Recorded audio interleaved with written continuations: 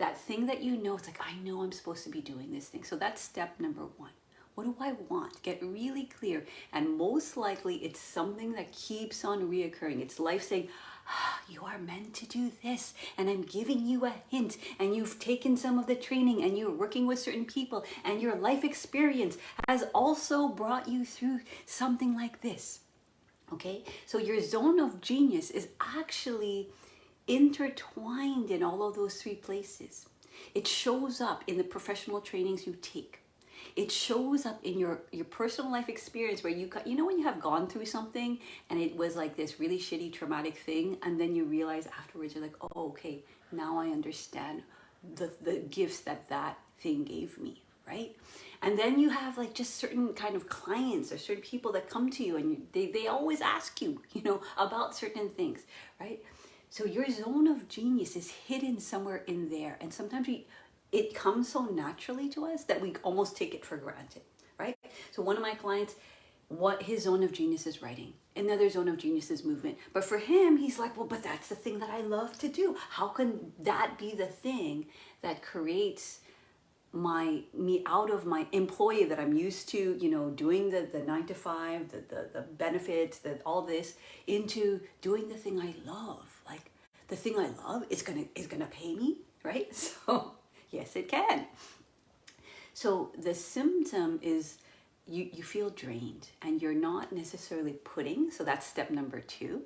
You're not putting your energy in your zone of genius, and you're not prioritizing it. Okay?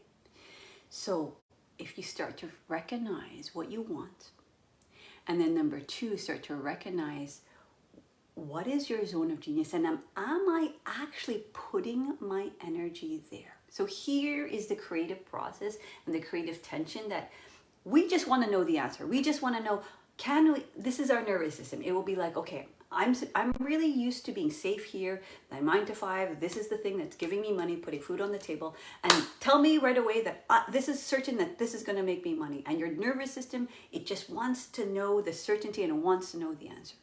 But guess what? If you're creating a masterpiece, if you're creating a pièce de résistance, if you're cooking something that you first started, the recipe you're starting, it's an evolution. So I'm trying to give you guys the processes, and this is where sort of like the patience and the discipline of an entrepreneur comes in, of asking yourself these reflective questions. Because that's kind of like what the nervous system do. Is it like, when my clients first come to me, like, just tell me that this is gonna work out, man, because man. And so you're coming from this place where your survival needs need to be met. Okay, so in our program, if you were to work with me, we address those things because they're important. The need for certainty is important. The need for safety is important. The need to make money is important. Okay, that's why I call it a transition. So transition with me and understand and get clear, what do you want? Write this down, okay? Write this down, because it's not this bing bang boom solution. What do I want? What's the thing that's been beckoning me? What is my zone of genius? And where do I see it reoccurring in my professional life, in my life experience, and with my current clients or people I work with? Okay. Number 2, what did I say?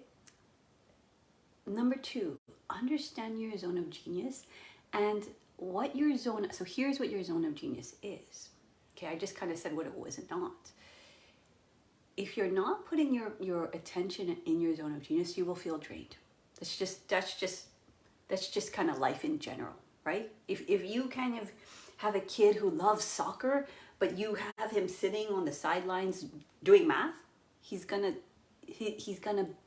die, right? But if you get him on the field and he's like running around kicking, he's gonna be in the flow, and he can do that all day long. Did you see what I'm saying? Okay, so for you have a place of zone of genius. So as an entrepreneur, you want to think, well, what is the thing I love? Number 1, what is the thing I love?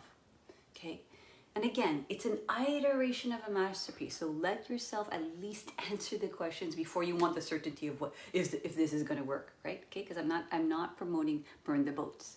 I'm promoting transitioning. Okay, and it takes that kind of courage. So number two, it's your zone of genius is what you love. It's something that you're in the flow. So when you're doing it, you're just in the flow. It just comes so naturally. It's almost like it compels you, where you naturally are a writer. You're naturally a mover. You're naturally a speaker. You're naturally a listener. You're naturally into psychology. You're naturally into, some really kind of specific thing. Like I was walking on the street with another child yesterday, and he's like, "Whoa, look at that! Look at that bird foot!" And I'm like, "Bird foot? I didn't even notice the bird foot." He's, "Whoa, look at that cricket!" Like, his zone of genius is seeing like the world in reality and true, like real time, and all of this. He has like this sciencey kind of way of seeing things. Okay, so what is your zone of genius? You're in the flow. You love it, and as an entrepreneur, it's making you money, okay, and or has a potential of making you money. Because often people who come to me, they don't believe or don't realize that their zone of genius actually can make them money.